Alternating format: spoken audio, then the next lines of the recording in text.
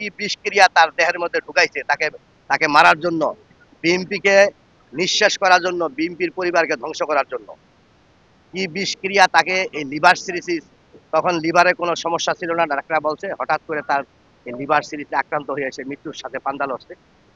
তো আমি বর্তমান সরকারের ডক্টর ইউনূসকে বলবো যে তৎকালীন যারা এই ডাক্তারি পরিচালনায় ছিলেন, তার খাওয়া দাওয়া থেকে শুরু করে ওষুধপত্র যারা নেওয়া আসা করছেন, তাদেরকে জনসম্মুখে হাজির করা হোক, তারা কি কি কি ট্রিটমেন্ট দিছে, সমস্ত খতিয়ান, সমস্ত দলিলপত্র, সমস্ত প্রেসক্রিপশন হাজির করা হোক দেশবাসীর সামনে।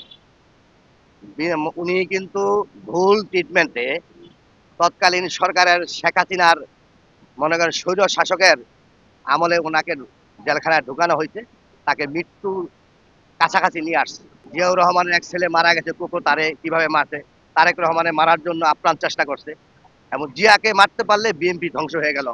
এক রাজার এক দেশ, শেখ মুজিবের বাংলাদেশ, এই ছিল তাদের স্লোগান। এখন ইতিমধ্যে আপনারা জানেন বিভিন্ন বর্তমান সরকার তাদের অপকর্মের জন্য বিভিন্ন ভাবে তাদের শাস্তি হচ্ছে, বিভিন্নভাবে তাদের জেল হচ্ছে, ফাঁসি হচ্ছে।